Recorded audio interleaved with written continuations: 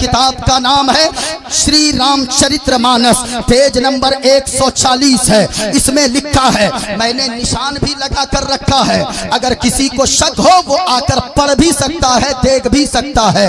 किताब का नाम श्री रामचरितमानस है, पेज नंबर 140 है। इसमें लिखा है, देखिए, कहा बिन पद चले सुने बिन काना, कर बिन करम कर विधि नाना, तन बिन परस नयन बिन देखा, गरी घ्राण बिनु बासे असीसा, आनन रगत शकल रस भोगी, तिन बाणी बखता बड़ जोगी। और सुनिएगा, एक किताब और मैं निकालता हूँ, गौर से सुनिएगा। ये किताब मेरे हाथ में है, किताब का नाम है श्रीमद् भगवद गीता। किताब का पेज नंबर देखिए, पेज नंबर है 154। इस पे लिखा है, वायुर्देयर्मुगुणी वरुणा शशंक प्रजापतिष्टम पर पितामहश्च, नमो नमस्ते सुसाहस्कृता पुनश्च भूयोऽपि नमो नमस्ते अधर्माभिभवात्, कृष्णा प्रदुष्यन्ति कुलस्त्रिज्ञा, स्त्रीषु दुष्टाषु वाडिष्णे जायते वर्णशंकर, यो माम जमनादिं चवेत्ति लोक महेश्वरम, असम्मूढ़ा समर्थेषु सर्वपापै परमुच्यति, गणेश्यं चरणं शीशमनं, शशांकं चरणं शीशमनं, पर्वतं चरणं शीशमनं, गंगाजलं स्नानं, पंडितम गौदानं स्वाहा। अल्हम्दुलिल्लाहिल्लज़ी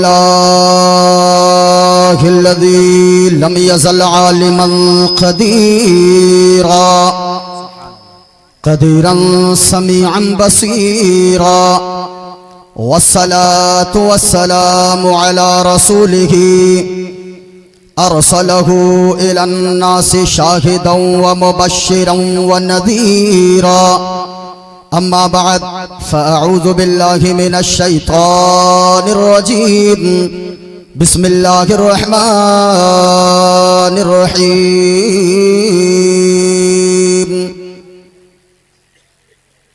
लक़द कान लकुम फ़ी रसूलिल्लाहि उस्वतुन हसनह, आमन्तु बिल्लाहि सदक़ल्लाहुल अज़ीम, व बल्लगना रसूलुहुन नबियुल अमीनुल करीम, व नहनु अला ज़ालिका लमिनश शाहिदीन वश्शाकिरीन, वल्हम्दुलिल्लाहि रब्बिल आलमीन। हाज़रीन व सामईन, सरे शाम से अब तक आप हज़रात इस्लाह मुआशरा कॉन्फ्रेंस में तशरीफ़ रखते हैं। मुझसे पेशतर आप हज़रात ने शायर अहले सुन्नत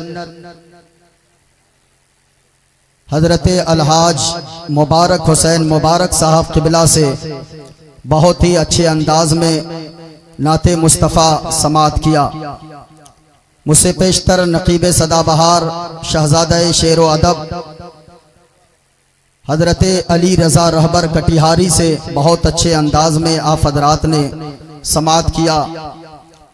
स्टेज पर तशरीफ फरमा जितने मेरे उलमाए किराम हैं, सब के सब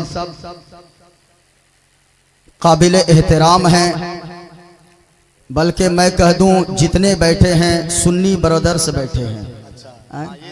सब सारे Sunni brother, all Sunni brother, सारे सुन्नी ब्रदर। अल्लाह सलामत रखे। ये दस्तार बंदी का प्रोग्राम है। आम तौर पे जश्न दस्तार बंदी जहां भी आप देखें ऐसी महफिल सजी हो, आज की रात अगर किसी को दूल्हा बनाने की रात है, माला पहनाकर खूब से खूब नजराना देकर कुर्सी पे बैठाकर उनको इज्जत से नवाजना अगर किसी को आज चाहिए, इन सारी चीजों का हकदार, आपके फूलों का, आपके पैसों का, आपके नजराने का हकदार अगर कोई है तो आज वो असातिज़ा हैं आपके मदरसा गौसिया रज़विया के, जिन्होंने आपके उन बच्चों को हाफिज़ कुरान बना दिया जिनको आपने मिट्टी की शक्ल में दिया था, ये आपको सोना बनाकर वापस कर रहे हैं। बहुत अच्छा, बहुत अच्छे। लेकिन आम तौर पे इन चीजों पे किसी का जहन ही नहीं जाता है। होना यही चाहिए कि जहां जिस मदरसे में दस्तार बंदी का प्रोग्राम हो, वहां के असातिज़ा को ढूंढ कर लोग नजराना पेश करें। आप अगर करोड़ों भी उनको दे दें, आप उनको सोना चांदी पे तौल दें, तो भी आप उनका हक अदा नहीं कर सकते हैं। इसलिए काबिल मुबारकबाद है मेरे भाई हजरत हाफिज वकारी अब्दुल कादिर साहब किबला, जो मदरसा गौसिया रज़विया के नाज़िम आला भी हैं, यहाँ के उस्ताज हैं। दुआ करें अल्लाह तबारक व तआला की बारगाह में अल्लाह तबारक व तआला हजरत की उम्र में बेपनाह बरकतों का नुज़ूल अता फरमाए। सब भाग जाए, आप मत भागिएगा। आपको देख के हम तकरीर कर लेंगे, आप जाइएगा नहीं। हाँ, जरा एक बार अगर सुनने बैठे हैं, जरा एक मर्तबा मोहब्बत के साथ बोले सुभान अल्लाह। भाई एक बार सुभान अल्लाह बोलेंगे, पता है कितनी नेकियां मिलेंगी? 90 नेकियां मिलेगी। कितनी नेकियां? जरा ऊंचा बोले, कितनी नेकियां? 90 नेकियां। जरा मुस्कुरा कर एक बार बोले सुभान अल्लाह। माशाअल्लाह। सुनिएगा, कब्र में यही चीजें काम आएंगी। इस्लाहे मुआशरा कॉन्फ्रेंस में आए हैं, एक एक नेकी के लिए आदमी मैदान महशर में तरसेगा, एक एक नेकी के लिए आदमी वहां तड़पेगा। काश एक नेकी मिल जाती तो मेरा काम बन जाता। लेकिन मेरे भाइयों, आप खुश नसीब हैं, अल्लाह ने अभी तक जिंदा रखा है। कितने लोग दुनिया से चले गए, कब्र में जाने के बाद अगर चाह भी लेंगे कि मैं अपनी मर्जी से एक नेकी कर लूं, कोई नहीं कर सकता है। लेकिन अल्लाह का शुक्र अदा करो कि अल्लाह ने जिंदगी बख्शी है, अभी हाथ सलामत है, अभी पांव सलामत है, अभी जबान में बोलने की ताकत है। इसलिए ऐसी महफिल में जब भी आया करें तो नेकी की नीयत से आया करें, सवाब की नीयत से आया करें। अगर इसी महफिल में बैठने को अल्लाह ने कबूल फरमा लिया तो मेरा यकीन कहता है कि दुनिया में अल्लाह इज्जतदार बना देगा, मरने के बाद जन्नत का हकदार बना देगा। लेकिन शर्त है कि आप यहाँ पर बैठे गए, सुभान अल्लाह बोलते रहे, आपके पैसे की जरूरत नहीं है, बस आप सुभान अल्लाह कह देंगे। यही हमारे लिए सबसे बड़ा नजराना है, यही उलमा के लिए भी नजराने गए। गौर से सुनना लोगों, यही नेकियां कब्र में काम आएंगी। याद रखिएगा, आज अगर उर्स का मेला कहीं लगा हो, 100 किलोमीटर दूर तक हमारे नौजवान उर्स के मेले में शिरकत के लिए चले जाते गए। फला जगह मजार अगर हो, वहां पे हर मजार पे लोग हाजिरी देते गए। लेकिन मैं आपसे कहना चाहूंगा, मजार पे जाना गलत नहीं है, उर्स में जाना गलत नहीं है। जलसे में आने वालों, आप उलमा से कभी पूछिएगा, अगर कोई बंदा पूरी जिंदगी मजार पे ना जाए तो पूछिएगा उलमा से, ये उलमा बताएंगे। अगर कोई पूरी जिंदगी चादर ना चढ़ाए, अल्लाह कयामत के दिन ये हिसाब ना लेगा कि तू मजार पे क्यों नहीं गया, तू चादर क्यों नहीं चढ़ाया। अगर कोई पूरी जिंदगी जलसे में ना जाए, अल्लाह ये नहीं पूछेगा कि तेरे घर के बगल में जलसा था, तू जलसे में क्यों नहीं गया। लेकिन आप उलमा से पूछिए, ये उलमा आपको बताएंगे।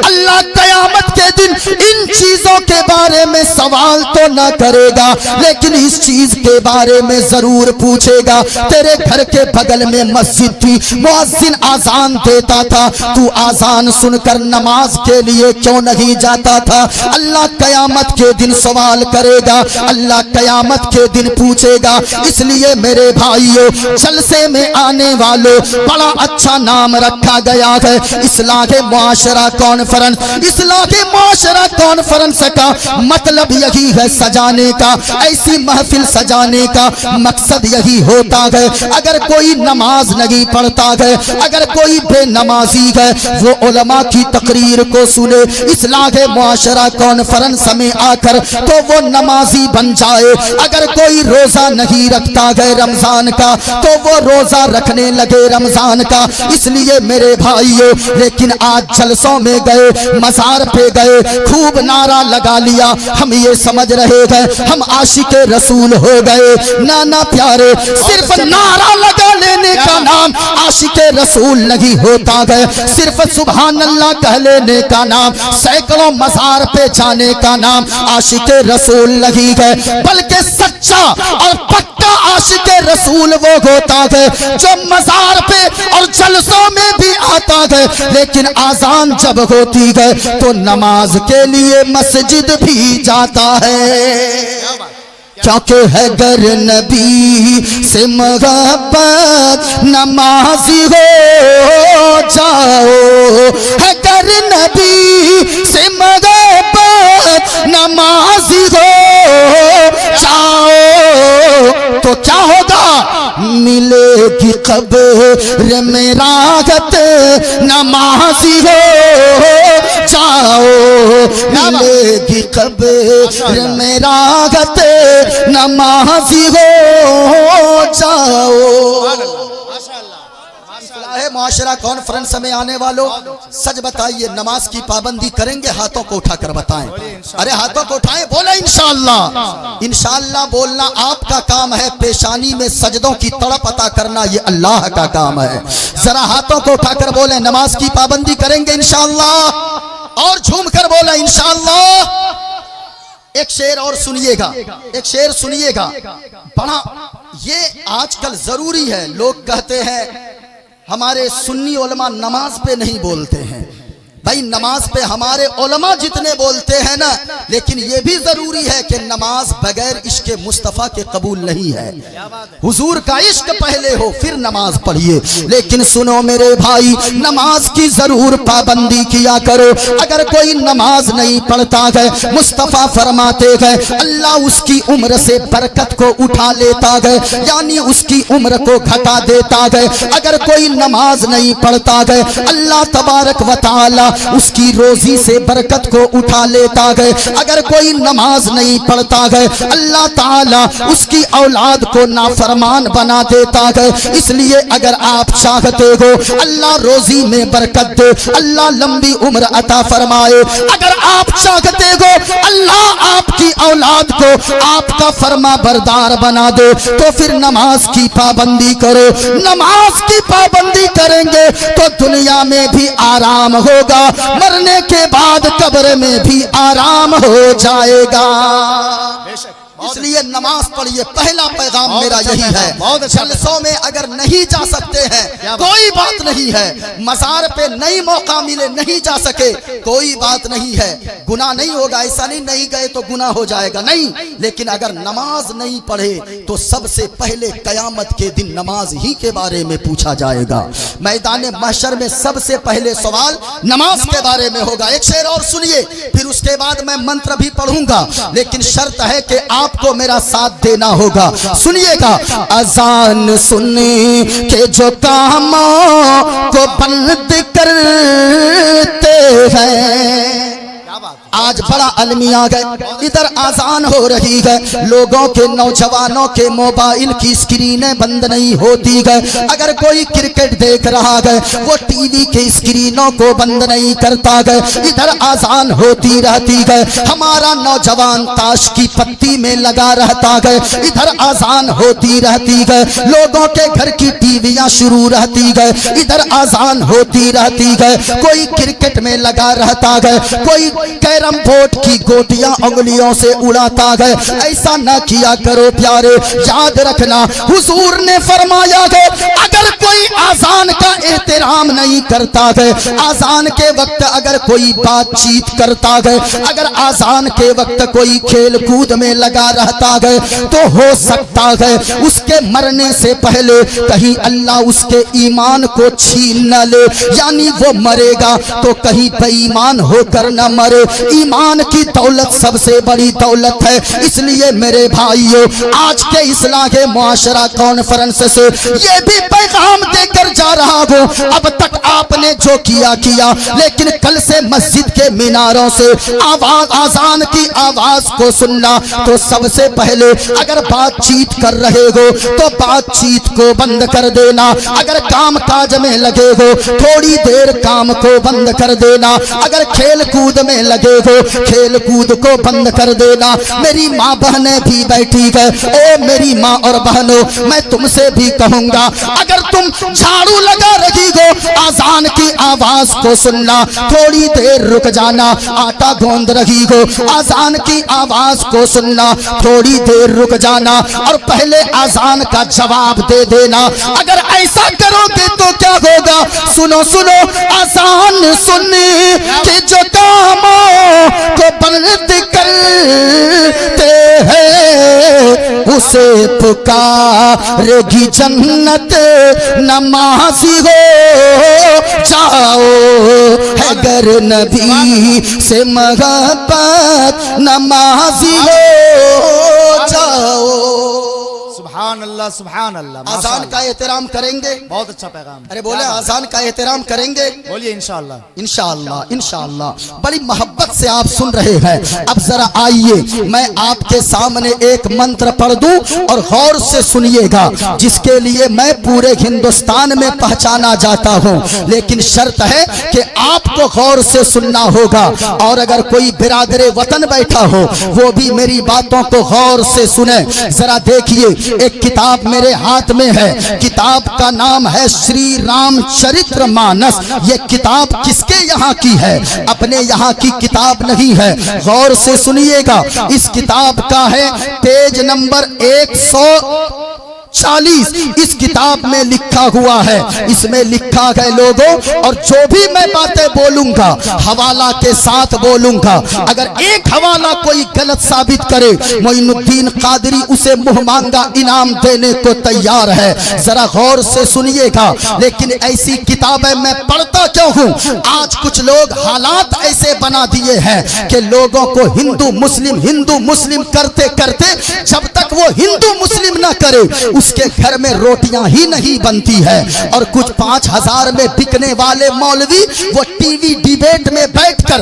एक्स मुस्लिम के नाम पे हमारी कौम को लोग इधर उधर की बातें करते हैं, इस्लाम को बदनाम करने की कोशिश करते हैं। हम कहते हैं, जो लोग ये कहते हैं कि मुसलमान आतंकवादी है, मुसलमान देश प्रेमी नहीं होता है, अरे हम तो मोहब्बत बांटने वाले लोग हैं, हम तो उल्फत बांटने वाले लोग हैं, हम तो भाईचारा की बात करते हैं। हमसे कोई आकर पूछे इससे बड़ी मोहब्बत की दलील और क्या होगी कि यहाँ से हम ऐलान करते हैं, हमारे उलमा ऐलान करते हैं कि चांद तारे गगन की जीनत है, फूल कांटे पवन की जीनत है, और हिंदू मुस्लिम को इस वतन में साथ रहने दो, ये हमारे वतन की जीनत है। हम यहाँ से मोहब्बत बांटते हैं। लेकिन जो लोग ये कहते हैं मदरसा आतंकवाद का अड्डा है, मदरसे में जाकर देखो वहां पे बम रखा गया है, वहां पे बारूद तैयार किए जाते हैं। मैं कहना चाहूंगा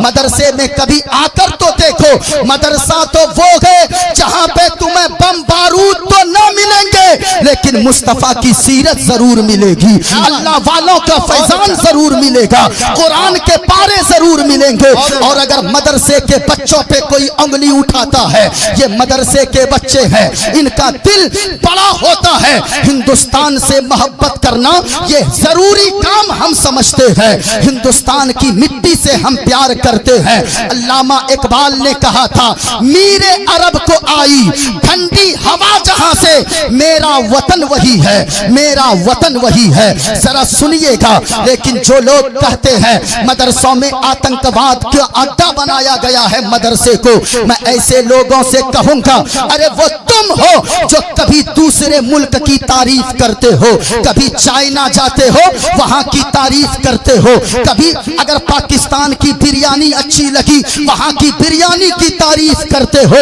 लेकिन मदरसे में पढ़ने वाले एक छोटे से बच्चे को अगर पूछोगे ये बताओ तुम्हारे लिए क्या अच्छा है, वो बच्चा भी कहेगा सारे जहां से अच्छा हिंदुस्तान हमारा, हम बुलबुलें गए इसकी ये गुलसिता हमारा। नारे तकबीर, जोर से नारे का जवाब दीजिए।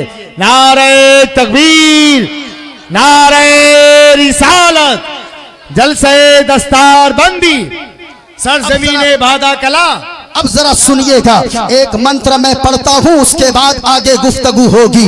बस हुक्म की तामील करने के लिए मैं ये पढ़ रहा हूँ, सुनिएगा। लिखा गया, किताब का नाम है श्री रामचरितमानस, पेज नंबर 140 है। इसमें लिखा है, मैंने निशान भी लगा कर रखा है, अगर किसी को शक हो वो आकर पढ़ भी सकता है, देख भी सकता है। किताब का नाम श्री रामचरितमानस है, पेज नंबर 140 है। इसमें लिखा है, देखिए, कहा बिन पद चले सुने बिन काना, कर बिन करम करो विधि नाना, तन बिन परस नयन बिन देखा, करेगी घ्राण बिनु बास असीसा, आनन रगत शकल रस भोगी, तिन बाणी बकता बड़ जोगी। और सुनिएगा, एक किताब और मैं निकालता हूँ, गौर से सुनिएगा। ये किताब मेरे हाथ में है, किताब का नाम है श्रीमद् भगवद गीता। किताब का पेज नंबर देखिए, पेज नंबर है 154। इस पे लिखा है, वायुर्दे यर्मुगुणी वरुणा शशंका प्रजापतिष्टम पर पितामहस्तु, नमो नमस्ते सुसाहस्कृता पुनश्च भूयोऽपि नमो नमस्ते अधर्माभिभवात्, कृष्णा प्रदुष्यन्ति कुलस्त्रिज्या, स्त्रीषु दुष्टाषु वालिष्णे जायते वर्णशंकरः, यो माम जमनादिं चवेत्ति लोक महेश्वरम, असम्मूढ़ा समर्थेषु सर्वपापैः परमुच्यति, गणेश्यं चरणं शीशमनं, शशांकं चरणं शीशमनं, पर्वतं चरणं शीशमनं, गंगाजलं स्नानं पंडितम गौदानं स्वाहा, कल्कि अवतार न्यारपंथम, पृथ्वी मध्यम और वसिक्कारतम, बलवन स्वान्नम लम्लकीयं पुष्पपनम, तपस्यं वीरं महावीर, गुरों प्राणम प्रादीपम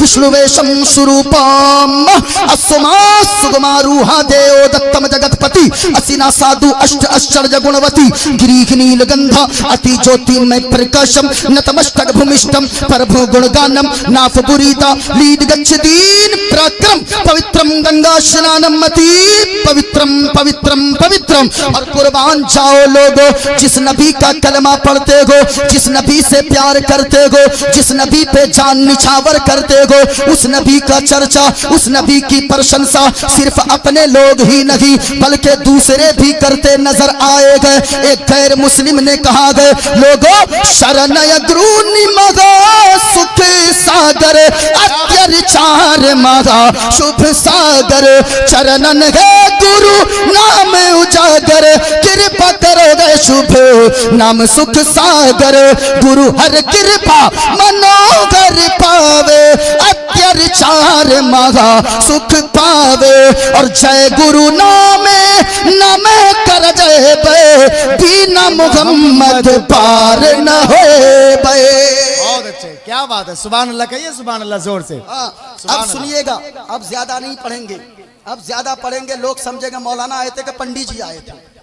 हाँ, अब जरा सुनिएगा, जरा एक बार पूरा मजमा हाथों को उठाकर बोले सुभान अल्लाह, सुभान अल्लाह। ऐसे नहीं, और हाथों को उठाकर बोले लब्बैक या रसूल अल्लाह। जरा झूम कर अगर जिंदा है पूरा मजमा इस नीयत से बोले, कोई देखे ना देखे, मदीने वाले मुस्तफा देख रहे हैं।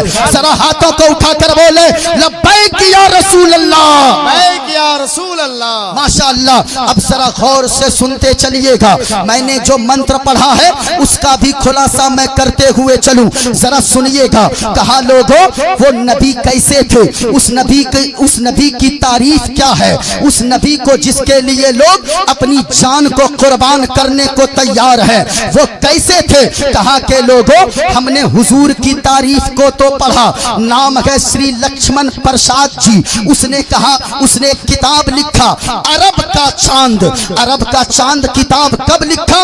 जब उसने इस्लाम को पढ़ा, जब उसने पैगंबर इस्लाम को पढ़ा तो उसने कहा, श्री लक्ष्मण प्रसाद ने कहा, लोगों हमने जो हुजूर की जिंदगी को देखा, हमने जो मोहम्मद सल्लल्लाहु अलैहि वसल्लम की जिंदगी को देखा, हमने तो बहुत सारी खूबियां उनके अंदर देखा, लेकिन कुछ खूबियां ऐसी थी कि मैं बयान करने पे बयान करने से कासिर हो।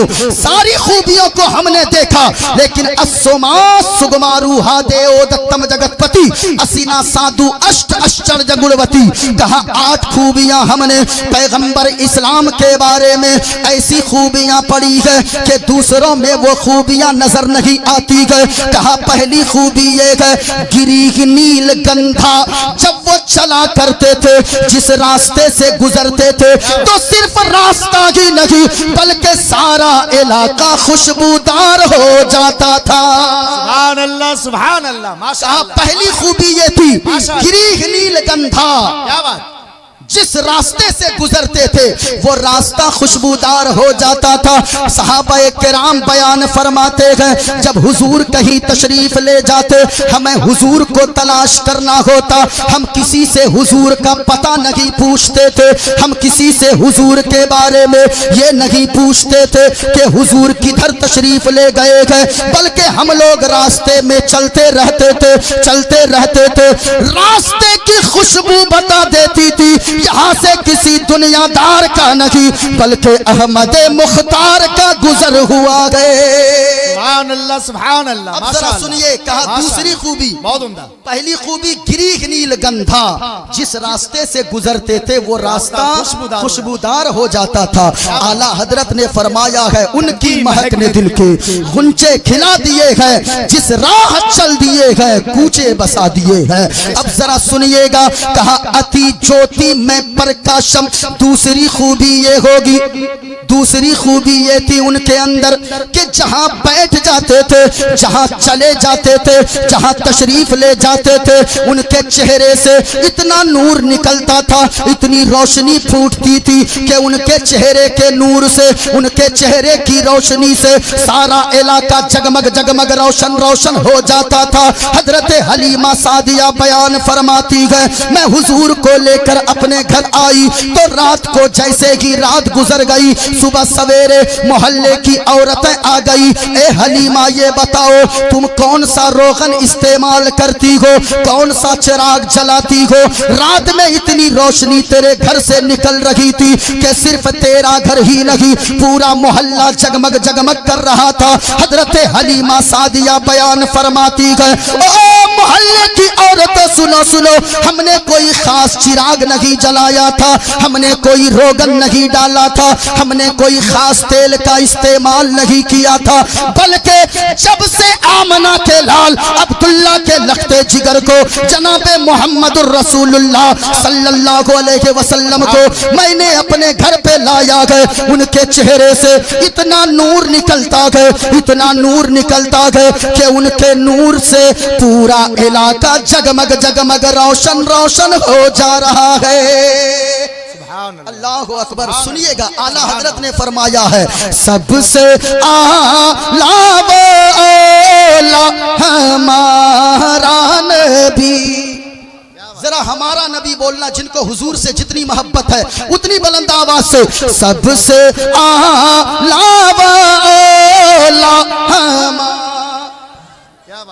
मेरे मौला जो जितनी बुलंद आवाज से बोल रहे हैं उन्हें उतनी जल्दी मदीना शरीफ में हाजिरी नसीब फरमा दे। सबसे बाला वाला सब चमक वाले उजलों में चमका किए। अच्छा एक बात बताइए, मैं खूबसूरत हूं कि नहीं? अरे बोलो ना भाई, बोल दीजिए। बहुत। मैं खूबसूरत नहीं हूं? माशाअल्लाह। करिया सब बैठा, वो लोग भी नहीं बोल रहा है, वो लोग भी कहता है कुछ नहीं बोल रहा है, शक है क्या? मुबारक भाई खूबसूरत है कि नहीं? अरे बोलो ना भाई। अली रजा भाई खूबसूरत है कि नहीं? नाहिद भाई खूबसूरत है कि नहीं? ये हजरत है कि नहीं खूबसूरत? लेकिन एक बात बताइए, कारी साहब आइए, जल्दी आइए आप। ये भी खूबसूरत है कि नहीं? आज तो सबसे ज्यादा खूबसूरत वही लग रहे हैं। बिल्कुल सही। हाँ, और जरूरी भी है। आइए तशरीफ फरमा, रखिए रखिए, बैठिए बैठिए, तशरीफ रखिए, सुनिएगा। मैं खूबसूरत, हजरत खूबसूरत, जितने खूबसूरत चेहरे हैं। एक बात बताइए, अगर ये लाइट अभी सारी बंद हो जाए तो हमारी खूबसूरती कहाँ चली जाएगी? आप देख पाइएगा वहां से मुझको? मुबारक भाई को देख पाइएगा? अली भाई को देख पाइएगा? नहीं ना। ये दुनिया वालों की खूबसूरती है, जिनके चेहरे की खूबसूरती रोशनी में चमकती है, जिनके चेहरे की खूबसूरती सूरज की रोशनी में चमकती है, लाइट में चमकती है। लेकिन आमना के लाल इतने खूबसूरत हैं, सब चमकने वाले उजलों में चमका किए, अंधे शीशों में चमका हमारा नबी। क्या बात, जिंदाबाद, अल्लाह अकबर, बस्तान जोर से, या रसूल अल्लाह जिंदाबाद, अल्लाह। अब जरा सुनिएगा, कहा के लोगों तीसरी खूबी ये होगी, चंद्रमुख मंडल नारी नीक नयन अभिमान। कहा के लोगों तीसरी खूबी ये होगी कि वो जब तशरीफ लाएंगे औरतों को उनका हक मिल जाएगा। यही तो कह रही है तारीख, जब तक हुजूर तशरीफ नहीं लाए थे तब तक लोग बेटियों को जिंदा कब्र में डाल देते थे, फख्र महसूस करते थे। लेकिन हुजूर तशरीफ लाए, हुजूर ने फरमाया लोगों अगर औरत बेटी है तो तेरे लिए रहमत है, अगर औरत बहन है तेरे लिए इज्जत है, अगर औरत बीवी है तो तेरे लिए मोहब्बत है, और अगर औरत माँ बन जाती है तो उनके कदम के नीचे जन्नत को डाल दिया है। ये बेटियां मैं कहूंगा, ये बेटियों को लोगों ने कितना सताया, जिंदा कब्र में डाला। लेकिन आज भी कुछ लोग ऐसे हैं, अगर बेटी पैदा हो जाए लोगों के मुंह सुकड़ जाते हैं, लोग आंख लोगों की भीगने लगती है, परेशान होने लगते हैं। लेकिन ऐसा न करो प्यारे, मुस्तफा फरमाते हैं जिस घर में बेटी पैदा हो अगर घर वालों का चेहरा बिगड़ने लगे तो समझो वो ईमान वाले का घर नहीं है। और जिस घर में बेटी पैदा हो और चेहरा माँ बाप का खिल जाए तो समझ जाना वो ईमान वाले का घर है। सुभान अल्लाह। लेकिन आज लोग नारा तो लगाते हैं लेकिन बेटियों का हक भी खा जाते हैं।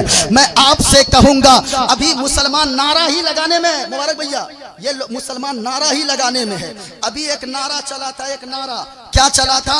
आई लव, अरे बोलो ना भाई, आई लव। एक नारा चला था, बच्चा भी कह रहा था आई लव, जवान भी कह रहे थे आई लव, बूढ़े भी कह रहे थे, माँ बहनें भी कह रही थी। लेकिन मैं आपसे कहना चाहूंगा, ओ सीवान में भादा कला की सरजमीन पर आने वालों, आई लव मोहम्मद पेपर पे लिखने से ज्यादा बड़ा काम तब होगा। आई लव मोहम्मद बैनर पे लिखने से बड़ी बात तब होगी। आई लव मोहम्मद पोस्टर में लिखने से बड़ी बात यह होगी कि अपने दिल की तख्ती पर आई लव मोहम्मद लिखो। जिस दिन आई लव मोहम्मद अपने दिल की तख्ती पर आपने लिखना शुरू कर दिया, क्यों? कागज पे आई लव मोहम्मद लिखोगे, हो सकता है कोई कागज को फाड़ दे। अगर पोस्टर पे आई लव मोहम्मद लिखोगे, हो सकता है कोई पोस्टर को फाड़ दे। अगर आपने बैनर पे आई लव मोहम्मद लिखा, छत की दीवार पे आई लव मोहम्मद लिखा, हो सकता है कि कोई वहां से फाड़ दे उस कागज या बैनर पोस्टर को। लेकिन दिल के अंदर अगर आई लव मोहम्मद होगा, अपने अखलाक में आई लव मोहम्मद होगा, किरदार बोले आई लव मोहम्मद, जिस दिन दिल की तख्ती पर आई लव मोहम्मद होगा तो फिर याद रखिएगा जिंदगी में कोई डर नहीं सताएगा। अगर कोई मुसीबत भी आएगी तो ये कहते नजर आओगे, या रसूल अल्लाह, जमीनो जमा तुम्हारे लिए, मकीनो मका तुम्हारे लिए, चुनी नो चुना तुम्हारे लिए, बने दो जहां तुम्हारे लिए, दहन में ज़बा तुम्हारे लिए, बदन में है जान तुम्हारे लिए। और या रसूल अल्लाह हम आए यहाँ तुम्हारे लिए, उठे भी वहां तुम्हारे। नारे तकबीर, जोर से नारे का जवाब दीजिए। नारे तकबीर, नारे रिसालत। हजरत मौलाना मुफ्ती मोइनुद्दीन चतुर्वेदी हमने क्या कहा, आई लव मोहम्मद कागज पे लिखने से बड़ी बात ये होगी अपने दिल की तख्ती पर आई लव मोहम्मद लिखो। जिसके दिल के अंदर आई लव मोहम्मद होगा, जिसके दिल में हुजूर का प्यार होगा, जिसके दिल में हुजूर का इश्क होगा, जिसके दिल में हुजूर से मोहब्बत होगी, तो वो कभी बेटी का हक नहीं मार सकता है, वो कभी हराम का लुकमा नहीं खा सकता है। जिसके दिल के अंदर आई लव मोहम्मद होगा वो कभी माँ बाप की नाफरमानी नहीं कर सकता है। यहाँ आई लव मोहम्मद का नारा लगाने वाले से भी अगर बेटी एक कट्ठा जमीन मांग ले तो उनकी नाक चढ़ जाती है। बेटी से नाराज होकर वो बाप अपनी बेटी के घर जाना छोड़ देता है। अभी कुछ दिनों पहले की बात है कि कानपुर इलाके में ये वाकया हुआ। जरा बेटी को सताने वालों याद रखना, ये मैं नहीं कह रहा, अल्लाह का कुरान कहता है वलैसा ज़करु कल उन्सा, बेटा बेटी की तरह नहीं हो सकता। कुरान ने ये नहीं कहा कि बेटी बेटा की तरह नहीं, बल्कि कुरान ने कहा बेटा बेटी की तरह नहीं हो सकता। क्यों नहीं हो सकता? इसलिए नहीं हो सकता, हमने तो ये देखा है कि बाप का जनाजा पड़ा रहता है, बाप की मैयत पड़ी रहती है, चार बेटे आकर कहते हैं खबरदार मेरे बाप का जनाजा उस वक्त तक नहीं उठेगा जब तक के जमीन का बंटवारा ना हो जाए, जब तक के गाड़ी की हिस्सेदारी ना हो जाए, जब तक के मकान का बंटवारा ना हो जाए। ये बेटों को तो हमने कहते सुना है, लेकिन क्या कभी बेटी को भी ये कहते सुना है कि जब खबरदार मेरे बाप ने मेरा हक मारा है इसलिए उस वक्त तक मेरे बाप का जनाजा नहीं उठेगा जब तक के मुझको जमीन में हिस्सा न मिल जाए। क्या आपने कभी किसी बेटी को देखा है? हमने तो नहीं देखा है, लेकिन सैकड़ों बेटों को हमने देखा है कि वो ये कह बैठता है जनाजा नहीं उठेगा जब तक के जमीन का बंटवारा ना हो जाए, जब तक के गाड़ी का हिस्सा न लग जाए, जब तक के मकान में हिस्सेदारी न मिल जाए। मैं कहूंगा मेरे भाई ये बेटियां हुआ करती है और सिंपल सी बात मैं कह के जा रहा हूं, अगर बेटी की मोहब्बत देखनी है ना तो बुढ़ापे में अगर किसी शख्स के बदन पे साफ सुथरा प्रेस किया हुआ कपड़ा अगर नजर आता है तो समझ जाना अल्लाह ने इसे बेटी जैसी रहमत अता फरमाया है। और बेटियां तो वो होती है रात के 12 बजे अगर आप चौक से आते हो बाजार से, अगर घर में जवान बेटी हो ना रात के 12 बजे आकर दरवाजे पे दस्तक देते हो तो आप सच्ची बताइएगा अगर घर में जवान बेटी है वो दरवाजा भी खोलती है। और रात को अगर मालूम हो कि मेरा बाप ये गरम रोटी के अलावा ठंडी रोटी नहीं खाता है, ठंडी सब्जी नहीं खाता है, तो सच्ची बता रहा हूं कि वो बेटी आपकी है। रात के 12 बजे अपने बाप को गरम रोटियां भी बना कर देती है, गरम सब्जियां भी बना कर देती है। ये बेटी हुआ करती है। इसलिए मैं आपसे कहूंगा बेटियों को बोझ न समझा करो। अल्लाह का करम है इनायत है बेटियां, अल्लाह का करम है इनायत है बेटियां। सच पूछिए तो बाप की जन्नत बेटियां। बेटी से जिनको प्यार है जरा हाथों को उठाकर बोलो सुभान अल्लाह, और प्यार से बोलो सुभान अल्लाह। भाई बेटी वालों खुश नसीब हो, क्यों जानते हो? इसलिए आप खुश नसीब हैं कि हुजूर को अल्लाह ने पहली औलाद की शक्ल में हजरत फातिमतुज़ ज़हरा जैसी औलाद बेटी अता फरमाया है। हुजूर की पहली औलाद हजरत फातिमतुज़ ज़हरा वो बेटी की शक्ल में पैदा हुई। जरा गौर से सुनना लोगों, ये बेटियां हुआ करती है, बेटियां अपने बाप की प्यारी होती है। बेटियों को कभी मत सताया करो। अगर 1 डिसमिल जमीन बेटी मांग लेती है तो फिर बाप के नाक चढ़ जाते हैं। कुछ घरों के हालात तो ऐसे हैं, अगर 2-3 बेटियां हो जाए, अब अगर उनकी बीवी उम्मीद से हो तो ये नौजवान कह बैठता है। अब की बार अगर बेटी हो गई तो फिर तलाक तक बात पहुंच जाएगी। खुदारा ऐसा ना किया करो। अरे अगर ऐसी कोई किसी की जहनियत है तो उस शख्स को इंसान से नहीं बल्कि किसी रोबोट या मशीन से शादी करनी चाहिए। ये बेटियां हुआ करती है, कितने घरों में बेटियां फांसी के फंदे से लटक जा रही है। किस वजह से? सिर्फ जहेज के लालची कुत्तों की वजह से। उन्हें 10 लाख रुपए चाहिए। हमें तो शर्म आती है। उस वक्त मैं मस्जिद में अगर कभी नमाज पढ़ाने, जुमा की नमाज पढ़ाता हूँ, अक्सर जुमा के दिन कुछ लोग आते हैं, एक चिट्ठी लेकर आते हैं, हजरत ऐलान कर दीजिएगा इमाम साहब। क्यों? मेरे पास 2-3 बेटियां हैं, पहली बेटी की शादी हो रही है, बुलेट देना है। मैं कहता हूं सर शर्म से झुक जाता है उस वक्त। अरे उस ससुर होने वाले ससुर को मस्जिद के दरवाजे तक भीख मांगने किसने पहुंचाया? उस लुच्चे दामाद ने पहुंचाया, जो कुछ दिनों के बाद उसका वो ससुर बनने वाला है। और वो पहुंचा दिया अपने ससुर को, और वही भीख मांगा हुआ पैसा से वो गाड़ी खरीदेगा, भीख मांगा हुआ पैसा से वो बुलेट खरीदेगा, भीख मांगा हुआ पैसा से वो 10-50 स्कॉर्पियो लेकर जाएगा।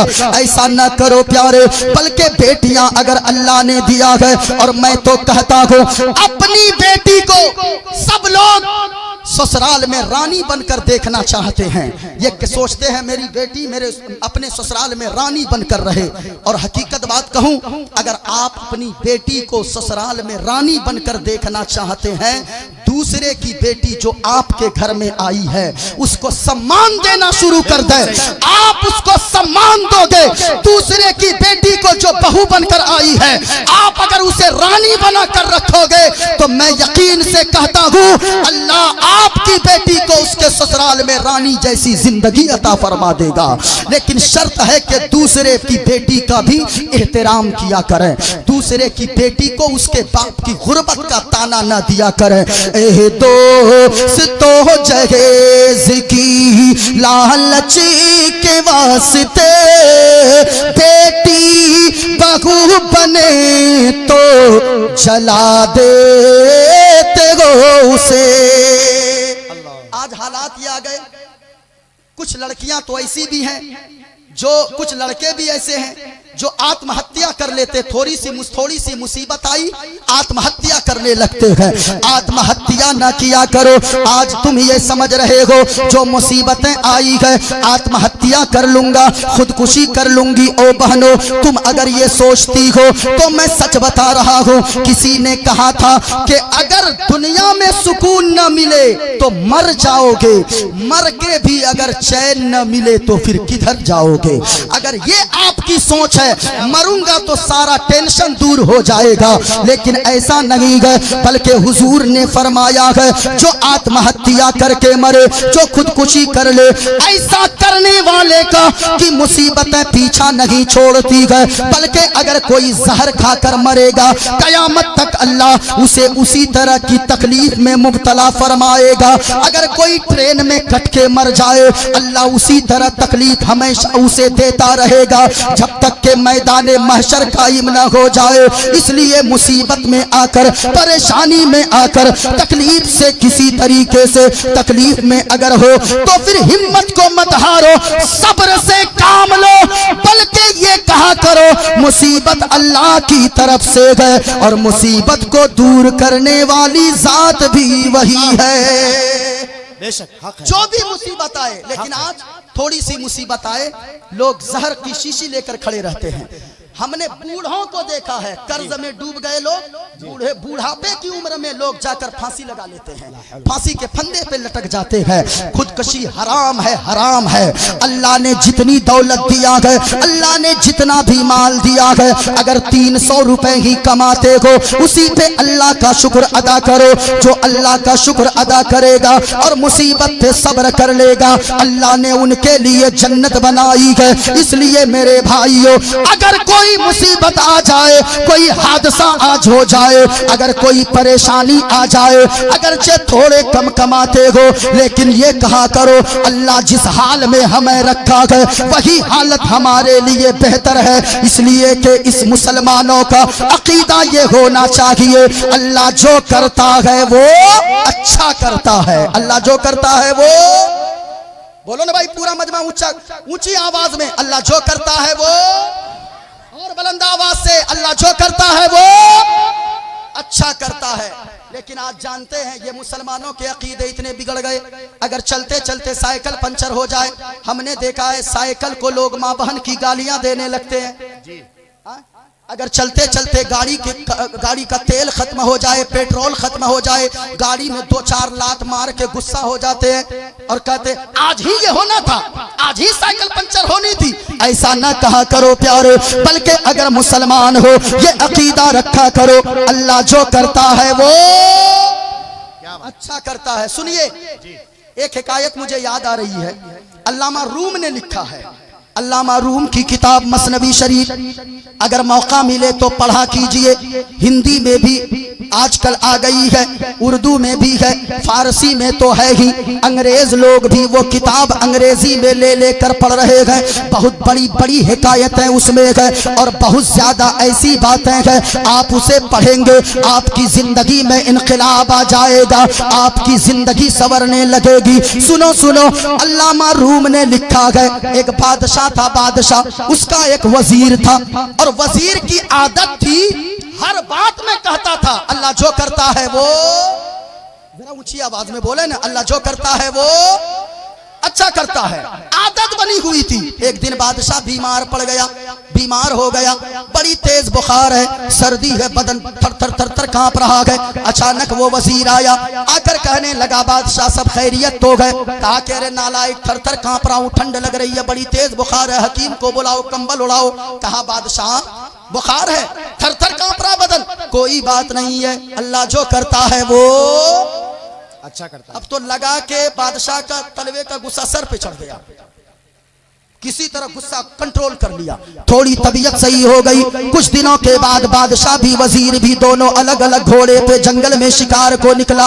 अचानक बादशाह का घोड़ा बिदका, बादशाह जमीन पे गिर गया, दौड़कर वजीर आया, कहा बादशाह सलामत, सब खैरियत तो है? कहा नालायक जल्दी उठाओ, कहा कुछ हुआ तो नहीं? कहा ये देखो ये मेरी छोटी उंगली टूट गई है। कहा कि छोटी उंगली टूट गई, मत घबराइए बादशाह, अल्लाह जो करता है वो अच्छा करता है। अब तो लगा के फाड़ देगा वजीर को बादशाह।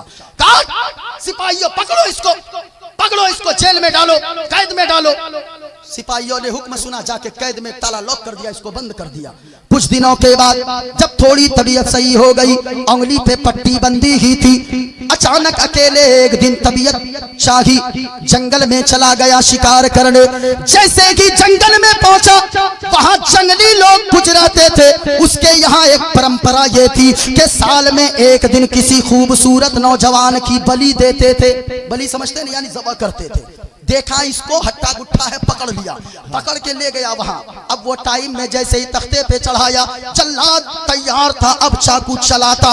अचानक जंगल के बादशाह की नजर पड़ी, कारे रुको रुको रुको रुको रुको, इसकी उंगली में देखो क्या पट्टी बंदी है। जैसे ही उंगली के करीब गया, कहा कि पूछा बादशाह ने, जंगल के बादशाह ने, ये बताओ इसमें क्या हुआ? कहा ये मेरी उंगली टूटी हुई है। कहा कि इसे छोड़ दो, इसलिए कि हमारे यहाँ ये भी बात है, किसी ऐबदार इंसान की हम लोग बलि नहीं देते हैं। अब वहां से जो छूटा भागा, जेल के पास आया, कहा कह रहे सिपाहियों जल्दी से गेट को खोलो, वजीर को बाहर निकालो। वजीर बाहर आया, कहा बादशाह सब खैरियत? कहा खैरियत बाद में पूछना, अब तक तू कहता था, अब मैं भी कहता हूँ, अल्लाह जो करता है वो क्या बात है, वाह वाह अच्छा वाह, वाह। करता है। कहा अगर उस दिन मेरी उंगली बहुत नहीं अच्छा। टूटती तो आज बहुत अच्छे। हाँ बलि चढ़ जाती, आज ज़बह कर देता मुझको। इसलिए मेरे भाइयों, हर हाल में ये सोचा करो, अल्लाह जो करता है वो अच्छा करता है, बेहतर अरे करता है। कहिएगा ना, बोलिए ना भाई, कहिएगा ना। अगर चलते चलते साइकिल पंचर हो जाए तो गुस्साइएगा नहीं ना? नहीं ना, क्या कहिएगा? अल्लाह जो करता है वो अच्छा करता, हमारी भलाई के लिए करता है। मोटरसाइकिल का पेट्रोल खत्म हो जाए तो भी गुस्साना नहीं है, कहना है अल्लाह जो करता है वो अच्छा करता है। अगर चलते चलते कहीं जा रहे थे, मुंबई दिल्ली पंजाब, ट्रेन का टिकट बना था, ट्रेन अगर छूट जाए तो भी क्या कहना है, घर आके बीवी की पिटाई नहीं शुरू कर देनी है, कि तुम्हारी वजह से हुआ, तुम्ही ने चूड़ा तलने में लेट किया, तुम्ही रोटी सब्जी बनाने में लेट की। ऐसा नहीं कहना है, क्योंकि अभी कुछ दिनों पहले अहमदाबाद में एक प्लेन क्रैश हुआ था। अरे कुछ दिनों पहले हुआ था ना, 250-300 लोग मारे गए थे। आपने ये भी सुना होगा, अखबार में खबर छपी थी, एक लड़की ऐसी भी थी जिसकी 10 मिनट की वजह से फ्लाइट छूट गई थी। अरे छूटी थी ना, पहले तो वो लड़की अपने आप को कोस रही होगी, आज ही भीड़ लगनी थी, आज ही ये होना था, आज ही जाम होना था। 10 मिनट की देरी की वजह से मेरा 15,000 का 20,000 का टिकट बर्बाद हो गया। लेकिन सच बताइए, आधे घंटे के बाद ये खबर जब आई होगी कि प्लेन क्रैश हो गया हो, तो फिर बताइए वो लड़की भी उस वक्त कह रही होगी अल्लाह जो करता है वो। इसलिए हर हाल में कहना है, कुछ भी हो जाए ये सोचना है, अकीदा रखिए कि छोटी मुसीबत डालकर अल्लाह ने बड़ी मुसीबत आने से टाल दिया है। छोटी मुसीबत को देकर अल्लाह ने बड़ी मुसीबत को टाल दिया है। इसलिए मेरे भाइयों, खुदकुशी न किया करो, आत्महत्या न किया करो, इसलिए कि सब्र का दामन कभी न छोड़ना। मुसीबत अगर आए तो ये सोच लेना ये मुसीबत अल्लाह की तरफ से है, इस मुसीबत को दूर फरमाने वाला भी अल्लाह है। क्या बात है, सुभान अल्लाह। बात हो रही थी, लोग जबान से आई लव मोहम्मद कह रहे हैं, लेकिन क्या बात, दिल की तख्ती पर आई लव मोहम्मद लिखने की कोशिश कीजिए। दिल की तख्ती पर आई लव मोहम्मद अगर लिखेंगे तो फिर याद रखिएगा, कभी बेटी का हक नहीं मार सकते हैं, कभी पड़ोसी का हक नहीं मार सकते हैं। इसलिए मेरे भाइयों, मैं बात कर रहा था, एक बाप ऐसा था कानपुर इलाके में, उसकी बेटी ने 1 कट्ठा जमीन मांगा। अरे कट्ठा उट्ठा समझते हैं कि नहीं आप लोग? यहाँ अरे साहब, इधर कट्ठा को क्या बोलते हैं? कट्ठा। बाप रे, सीवान से ज्यादा जमीन के मामले में कौन लोग जानते होंगे रे भाई? हाँ, यहाँ तो लोग इधर की जमीन वहां, उधर की जमीन वहां। अच्छा, जानते हैं ना, बहुत खरीदारी चलती है यहाँ। हाँ, अल्लाह सलामत रखे आप लोगों को, लेकिन हलाल खाया कीजिए, हराम से जरूर बचा कीजिए, क्योंकि हराम में बरकत नहीं है, अल्लाह ने हलाल में बरकत रखी है। अगर हलाल का लुकमा थोड़ा सा भी अगर छोड़कर आप दुनिया से गए ना, आपकी औलाद के लिए अल्लाह ताला उसी थोड़े से लुकमे में खूब खूब बरकतों का नुज़ूल अता फरमा देगा। ये बेटियां हुआ करती है, हमने कहा था दिल का करार चैन है, राहत है बेटियां, सच पूछिए तो बाप की जन्नत बेटियां। बहुत अच्छे। ये बेटियां 1 कट्ठा जमीन मांगा, बाप नाराज हो गया, इतना नाराज हुआ कि 10 साल हो गए, 10 साल तक अपनी बेटी के दरवाजे पर कदम नहीं रखा। वो बेटी तड़प तड़प कर जिंदगी गुजारती थी। अल्लाह अल्लाह, 10 साल के बाद अचानक उस बूढ़े की तबीयत खराब हो गई, दोनों किडनी फेल होने के कगार पर थी। डॉक्टर के यहाँ ले गया, उनके बेटे ले गए। डॉक्टर ने चेकअप के बाद बताया कि इनकी दोनों किडनियां खराब हो रही है, अगर एक किडनी इसे कोई ना दोगे तो इसकी जिंदगी तमाम हो जाएगी। सारे बेटे साथ छोड़ दिए, सारे बेटे भाग गए, सारी बहुएं भाग गई, किसी ने किडनी न दिया। थक हार कर वो और मजबूर हो गया, जो भी चलना फिरना जारी था वो चलना फिरना भी बंद हो गया। डॉक्टर ने कहा कि अब जल्दी से किडनी का इंतजाम करो। ये खबर पहुंची, मोहल्ले से होते हुए गांव में पहुंची, गांव से शहर में पहुंची, शहर से होते हुए ये खबर उसकी उस बेटी के घर में भी पहुंच गई, जिस बेटी के दरवाजे पर 1 कट्ठा जमीन मांगने की वजह से 10 साल तक इसने अपनी बेटी के दरवाजे पर कदम भी नहीं रखा था। अल्लाह अकबर। जरा सुनिए, जब ये खबर पहुंची ना, आई वो बच्ची को, दूध पीने वाली बच्ची को गोद में उठाई, आ गई हॉस्पिटल में। काउंटर पे आके पता की फला नाम का पेशेंट कहाँ है, डॉक्टर कौन है? कहा फला डॉक्टर है, फला वार्ड में पेशेंट है। डॉक्टर के पास गई, कहने लगी डॉक्टर साहब मामला क्या है? कहा चारों बेटे इनका साथ छोड़कर भाग गए। अब अब कोई अगर किडनी दे दे तो इसकी जिंदगी बच सकती है। इसने कहा, इसकी बेटी कहने लगी, डॉक्टर साहब अरे बेटों ने न दिया तो क्या हो गया, मैं आई हूँ, मेरा ऑपरेशन कीजिए, मेरी एक किडनी निकाल कर उसके बदन में फिट कर दीजिए, उसके जिस्म में लगा दीजिए। डॉक्टर कहने लगा, बेटी तुम समझ रही हो क्या कह रही हो, तेरी बच्ची छोटी है, तेरी दूध पीने वाली बच्ची है। कहा कि डॉक्टर हमने जो कह दिया वो कह दिया, उसकी सारी जिम्मेदारी मेरी होगी। कागज पे लिखना पढ़ना सब हो गया, दस्तखत हो गए, साइन करवा लिया। उसका ऑपरेशन करके डॉक्टर ने एक किडनी निकाल कर बूढ़े के जिस्म में फिट कर दिया। जब 10 दिन के बाद वो लड़की सही होकर घर जाने लगी, डॉक्टर ने कहा, बेटी रुक जाओ, कम से कम अपना नाम तो बता कर जाओ। अगर वो पूछेगा कि कौन देकर किडनी गई है तो मैं क्या जवाब दूंगा। वो लड़की कहने लगी, ओ डॉक्टर साहब अगर ज्यादा जिद करते गए तो लीजिए, मैं नाम तो ना बताऊंगी, एक चिट्ठी लिख कर देती हूँ,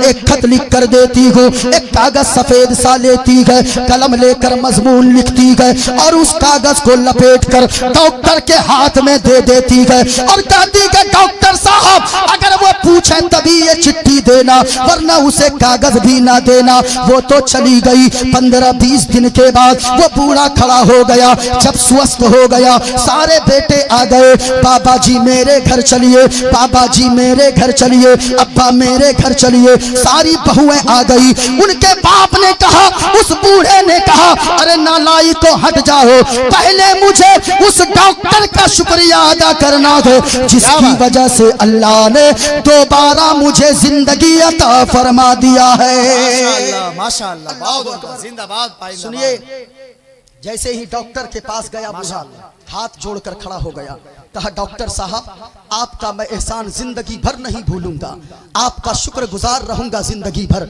डॉक्टर ने कहा, हाँ ठीक है, ठीक ठीक ठीक, हाँ हाँ, उसके बाद खत्म भी, बस आखिरी में बात हो जाए। सुनिएगा, डॉक्टर ने कहा, ए बूढ़े इंसान, ओ बाबा जी अगर शुक्रिया ही अदा करना है तो मेरा शुक्रिया अदा न करो, बल्कि उस लड़की का शुक्रिया अदा करो जो बगैर किसी लालच के, बगैर किसी मुनाफे के अपनी एक किडनी देकर चली गई है। कहा, डॉक्टर साहब नाम क्या था उसका? कहा कि नाम तो न बताई, लेकिन एक कागज देकर गई है। कहा, लाओ कागज। कागज को पढ़ना शुरू किया, उसमें लिखा था, बाबा जी मैं कोई और लड़की नहीं बल्कि आपकी वही दुखियारी बेटी हूँ जिसने 1 कट्ठा जमीन आपसे मांगा था। आप 10 साल तक मेरे दरवाजे पर जाना छोड़ दिए। कई किस तरह मैंने रमजान गुजारा है। रमजान के महीनों में इफ्तार लेकर बैठती थी, बच्चे पूछते थे, माँ अब तो इफ्तार कर लो, लेकिन पानी पी पी कर रोजा कर ली खोल लिया करती थी। लेकिन सुनो सुनो, ईद का दिन आता था अब्बा जी, क्या बताऊं, मैं बच्चों को नए कपड़े पहना देती थी। वो पूछते थे बच्चे, माँ तुम नया कपड़ा क्यों नहीं पहनती हो? मैं जवाब देती थी, ओ बाबू जिस दिन तेरे नाना जान अपने दरवाजे पर चलकर आएंगे वो दिन तेरी माँ के लिए ईद का दिन होगा। अल्लाहु अकबर। ये बेटियां होती है। अल्लाह ने इसलिए कुरान में फरमाया, वलैसा ज़करु कल उनसा, बेटा बेटी की तरह नहीं हो सकती है। नारा लगाइए, नारा लगाइए। हज़रात आइए खड़े हो जाएं। जमात रज़ाए मुस्तफ़ा सिवान के सदर आला खतीब हिंदुस्तान हज़रत अल्लामा व मौलाना मुफ्ती मोहम्मद सुल्तान रज़ा साहिब क़िबला सिवानी की आमद हो रही है। आइए जोरदार इस्तकबाल करें। नारे तकबीर, नारे रिसालत, नारे रिसालत, मसल के आला हजरत हज़रत अल्लामा मुफ्ती सुल्तान रज़ा सिवानी। माशाअल्लाह, माशाअल्लाह।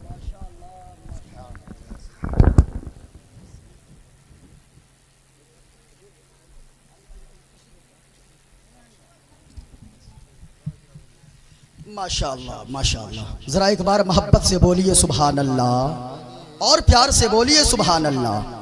माशाअल्लाह। हज़रत तशरीफ़ ला चुके हैं ख़तीब अहले सुन्नत हज़रत अल्लामा व मौलाना मुफ्ती सुल्तान रज़ा साहब क़िबला, जो इसी मिट्टी से उभरे निकले और इतना छा गए कि आज हिंदुस्तान भर के जलसों की ज़रूरत बन गए हैं।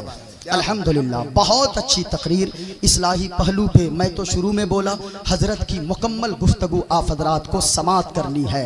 मैं कहा था अल्लाह ने कुरान में फरमाया वलैसा ज़करु कल उनसा, बेटा बेटी की तरह नहीं हो सकता है। क्यों? ये बेटियां ऐसी होती है ना, बाप के लिए अगर जान देने की बारी आ जाए, बाप का जनाजा रखा रहता है, बेटे तो बाहर घूम लेते हैं, कुछ देर के लिए चुप हो जाते हैं, लेकिन बेटियां उस वक्त तक बाप के जनाजे के चारपाई से को नहीं छोड़ती है जब तक कि जनाजा घर से उठकर बाहर न निकल जाए। ये बेटियां हुआ करती है। बेटियों से प्यार कीजिए। दिल का करार चैन है, राहत है बेटियां, सच पूछिए तो बाप की जन्नत बेटियां। इसलिए मेरे भाई दोस्तों जहेज की लालच के वास्ते बेटी बहू बने तो जला देते हो उसे। तुम ये समझ रहे हो मुसीबत है बेटियां, नाना सच पूछिए तो बाप की जन्नत बेटियां। इस्लाह मुआशरा कॉन्फ्रेंस में आने वालों, अगर अल्लाह ने बेटी दिया है उसे उसका हक जरूर दिया करो। बेटियों को बोझ न समझा करें, माँ बाप की कद्र किया करें, माँ बाप की इज्जत किया करें। अगर माँ बाप राजी नहीं जाना फायदा मंद नहीं होगा।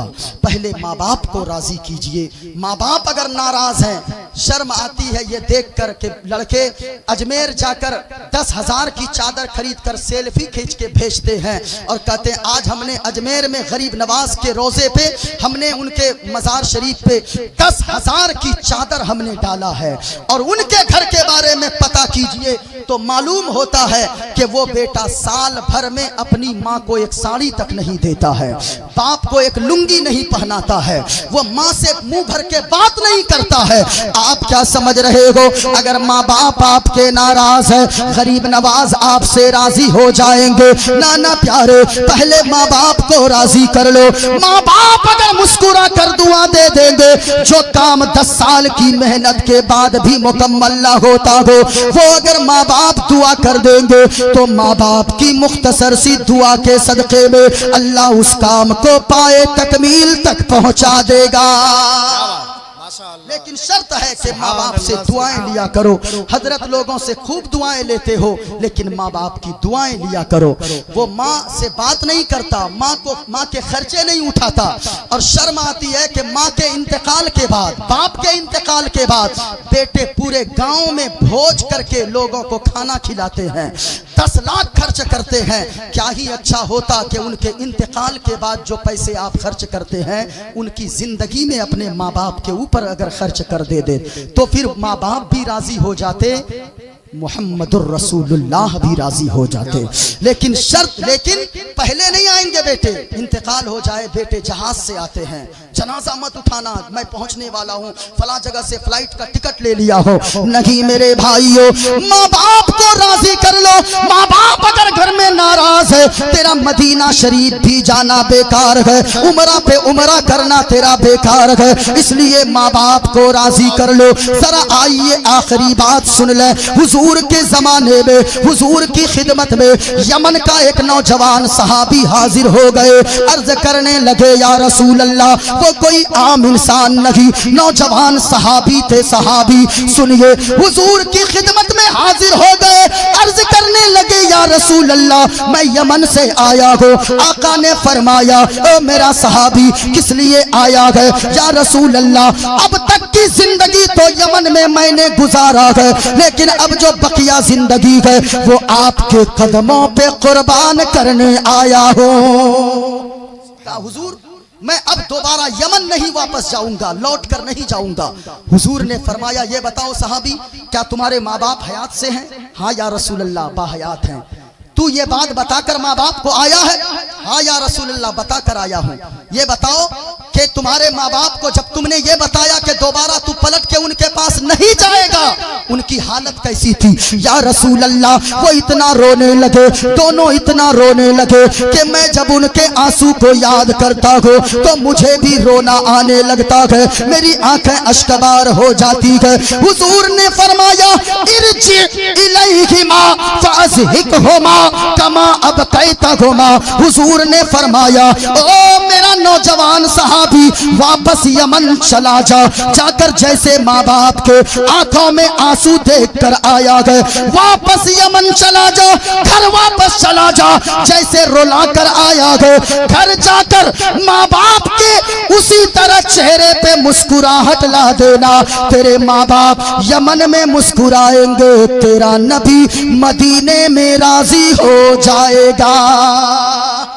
माँ बाप की कदर कीजिए, माँ बाप की दुआएं लीजिए। अल्लाह ताला हम सब की हाजिरी को कबूल फरमाए। लेकिन आज की महफिल जश्न दस्तार बंदी के मौके से जो मुनाकिद की गई है, इस महफिल में जितने लोग आए हैं, किसी को कुछ दें ना दें, आप अपने यहाँ के नाज़िम आला जिनकी मेहनत है, एक उस्ताज को यह लगना चाहिए कि उस्ताज मेहनत कितनी करते हैं। हम बाहर से आए, हम पे पैसा लुटा देते हैं आप, इनको शाम से कोई नजराना 1 टका नहीं दिया होगा। क्यों? इसलिए कि बाहर से हम आए, हमको खूब दे रहे, दीजिए खूब। मुबारक साहब को भी दीजिए, मुबारक हुसैन मुबारक साहब की बिला को भी दीजिए, मुफ्ती साहब को भी दीजिए, अली भाई को भी, सबको दीजिए। लेकिन सबसे ज्यादा अगर आपके नजराने का, आपकी मोहब्बत का और इज्जत का हकदार अगर आज कोई है, आपके यहाँ के वो असातिज़ा हैं जिन्होंने आपके बच्चों के सीने में 30 पारों को उतार दिया है। इसलिए हाफिज बनना भी आसान नहीं है, हाफिज बनाना भी आसान नहीं है। इसलिए मैं गुजारिश करूंगा आप उनसे मुलाकात करके आज जरूर जाइएगा। बड़ी मेहनतें होती है। 6 या 7 बच्चे, कितने बच्चे फारिग हो रहे हैं? 5 बच्चों की दस्तार बंदी है। और दस्तार बंदी हाफिज बन जाना ये कमाल की बात नहीं है। आपने जो मदरसे में दिया है, जिसने बच्चों को खिलाया है, या जागीर भी चलता है क्या? जागीर में यानी घर में जा जा के बच्चे खाते हैं, वो लोग काबिले मुबारकबाद हैं। मैं उनको मुबारकबादी पेश करता हूँ जिनके घर में मेहमान रसूल जाकर खाना खाया करते हैं। और वो शख्स आज फख्र से सीना चौड़ा करे, मैं उसे मुबारकबादी देता हूँ जिनके घर में ये बच्चे पढ़कर हाफिज़े खाकर और यहाँ मदरसे में पढ़कर हाफिज़े कुरान बनकर निकल रहे हैं। अल्लाह ताला हम सब की हाजिरी को कबूल फरमाए। अल्लाह ताला यहाँ जितने लोग बैठे हैं, अगर हम जितने लोगों ने जो भी दुआएं मांगी है, हुजूर के सदक़े में उन सारी दुआओं को कबूल फरमाए। अल्लाह ताला हम सबों का यहाँ बैठना कबूल फरमाए। बोलने में, आपके सुनने में किसी किस्म की गलती हुई हो, दुआ मैं तौबा करता हूँ, आप भी पढ़ें अस्तगफिरुल्लाह रब्बी मिन कुल्ली ज़ंबि व अतूबु इलैह। कलमा शरीफ पढ़ें, ला इलाहा इल्लल्लाह। बुलंद आवाज से पढ़िए, ला इलाहा इल्लल्लाह मुहम्मदुर रसूलुल्लाह सल्लल्लाहु अलैहि वसल्लम।